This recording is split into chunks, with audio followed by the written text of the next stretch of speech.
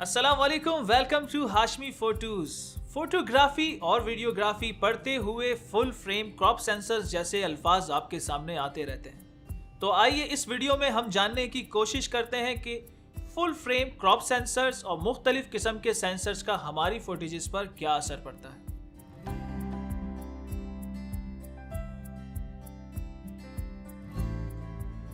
किसी भी चीज को मेजर करने के लिए उसका एक पैमाना होता है, उसका एक स्टैंडर्ड होता है। जैसे डिस्टेंस के लिए किलोमीटर्स, लिक्विड के लिए लीटर्स। इसी तरह फोटोग्राफी और वीडियोग्राफी में 35 mm सेंसर साइज को स्टैंडर्ड माना गया है।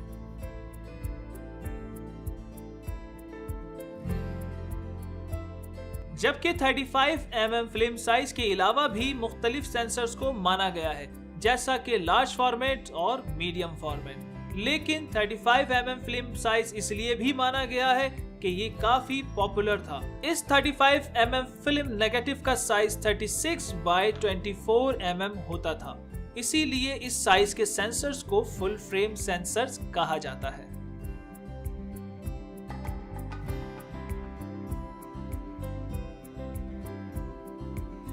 डिजिटल कैमरा की इन्वेंशन के वक्त फुल फ्रेम सेंसर्स बनते ही नहीं थे, क्योंकि इनका बनाना टेक्नोलॉजिकली मुमकिन ही नहीं था। इसीलिए जब डिजिटल सेंसर्स बनना शुरू हुए तो इनका साइज फुल फ्रेम सेंसर से काफी छोटा था, जिसे हम APS, APS-C और क्रॉप सेंसर्स भी कहते हैं, और ये सेंसर्स आज भी बनते हैं। एडवांस फोटो सिस्टम क्लासिक यानी APS-C सेंसर्स भी फिल्म फॉर्मेट पर बेस्ड करते हैं। APS-C सेंसर्स क्रॉप सेंसर्स के नाम से भी जाने जाते हैं। इन सेंसर्स का साइज 24 बाय 15 mm होता है, जो कि फुल फ्रेम सेंसर से तकरीबन 1.5 गुना छोटा होता है।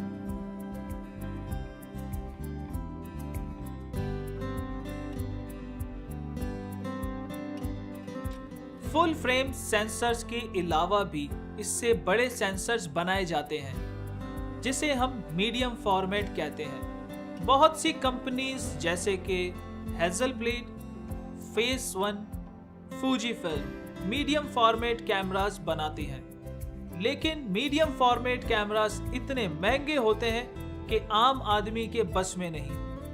तो चलिए अब हम जानते हैं कि मीडियम फॉर्मेट कैमरास का हमारी फुटेजेस पर क्या असर पड़ता है। इससे पहले कि हम बात करें सेंसर साइज का हमारी फुटेज पर क्या असर पड़ता है, हमें यह जानना होगा कि इमेज सर्कल क्या होता है। जैसा कि हम जानते हैं कि फोटो और वीडियो तब बनती है जब लाइट लेंस के थ्रू पास होकर सेंसर को हिट करती है। इमेज का प्रोजेक्शन जब सेंसर पे पड़ता है उसे हम इमेज सर्कल कहते हैं। सेंसर का साइज कम होते ही सबसे पहली चीज जो कम होती है वो है लेंस की फोकल लेंथ, क्योंकि अक्सर लेंसेज 35 mm फिल्म फॉर्मेट पे बेस्ड करके ही बनाए जाते हैं। लेकिन अगर आपका कैमरा फुल फ्रेम है तो आपकी इमेज क्वालिटी और लेंस फोकल लेंथ पर कोई असर नहीं पड़ता। लेकिन अगर आपका कैमरा APS-C क्रॉप सेंसर है तो ये आपके इमेज सर्कल के बीच के हिस्से को ही कैप्चर करता है, जिससे हमें ऐसा लगता है जैसे हमारी इमेज जूम हो गई है या हमारे लेंस की फोकल लेंथ तब्दील हो चुकी है। जबकि इस इफेक्ट को हम क्रॉप फैक्टर भी कहते हैं या फोकल लेंथ मल्टीप्लायर भी कहते हैं। क्योंकि APS-C crop sensor size full frame से तकरीबन 1.5 गुना छोटा होता है, इसलिए जब आप फुल फ्रेम लेंस को किसी क्रॉप कैमरा सेंसर पे लगाते हैं तो वो उसकी फोकल लेंथ को 1.5 टाइम मल्टीप्लाई करके व्यू ऑफ एंगल देता है। अब मिसाल के तौर पे अगर आप 50 mm का लेंस किसी क्रॉप सेंसर पे लगाते हैं तो उसका व्यू ऑफ एंगल 75 mm होता है। इसी तरह अगर आप किसी 100 mm लेंस को एक क्रॉप सेंसर पे लगाते हैं तो उसका व्यू ऑफ एंगल 150 mm हो जाता है।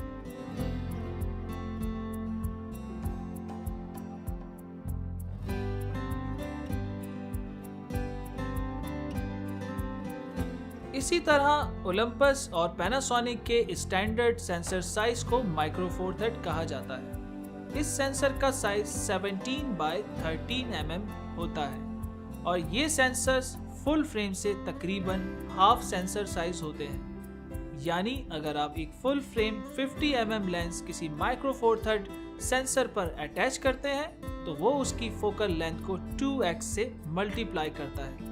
यानी अगर आप 50 mm का लेंस माइक्रो फोर थर्ड के साथ यूज करना चाहते हैं तो वो उसका व्यू ऑफ एंगल 100 mm पे कन्वर्ट कर देता है। इसी तरह 100 mm के लेंस को 200 व्यू ऑफ एंगल के ऊपर ले आता है।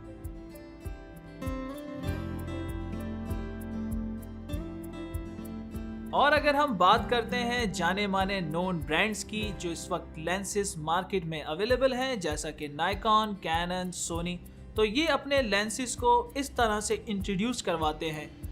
नाइकॉन अपने फुल फ्रेम लेंसेज को fx और क्रॉप सेंसर लेंसेज को dx से इंट्रोड्यूस करवाती है। इसी तरह कैनन अपने फुल फ्रेम लेंसेज को EF और क्रॉप सेंसर लेंसेज को EFS से इंट्रोड्यूस करवाती है। इसी तरह सोनी अपने फुल फ्रेम लेंसेज को FE से रिप्रेजेंट करती है और अपने क्रॉप लेंसेज को E माउंट से रिप्रेजेंट करती है। हालांकि क्रॉप सेंसर्स बनाने में काफी सस्ते होते हैं और इसकी बॉडीज भी काफी सस्ती होती हैं, लेकिन इसका मतलब हरगिज ये नहीं है कि क्रॉप सेंसर बॉडीज इंफीरियर हैं फुल फ्रेम कैमरा बॉडीज से। इसी तरह बहुत सारे फोटोग्राफर्स जैसा कि वाइल्ड लाइफ फोटोग्राफर्स इस क्रॉप फैक्टर से काफी फायदे उठाते हैं। मतलब ये है कि 300 mm का लेंस अगर किसी क्रॉप बॉडी पे लगाकर एक वाइल्ड लाइफ फोटोग्राफर उसे इस्तेमाल करता है तो उसे 450 mm का व्यू ऑफ एंगल मिलता है। इसी तरह यही 300 mm का लेंस जब एक micro four third crop sensor पे लगता है तो 600 व्यू ऑफ एंगल देता है, जिससे वाइल्ड लाइफ फोटोग्राफर्स काफी फायदा उठा सकते हैं।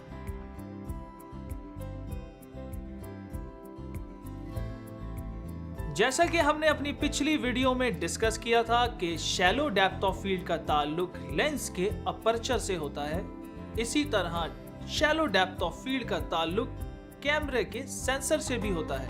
मिसाल के तौर पे एक माइक्रो फोर थर्ड कैमरा पे 50 mm 1.4 लेंस जब लगाया जाता है तो उसकी फोकल लेंथ डबल होने के साथ साथ उसका अपर्चर भी 1.4 से 2.8 हो जाता है। यानी जितना सेंसर साइज आपका छोटा होता रहेगा आपका अपर्चर उतना कम होता रहेगा और आपको डेप्थ ऑफ फील्ड मिलना उतना ही मुश्किल हो जाएगा।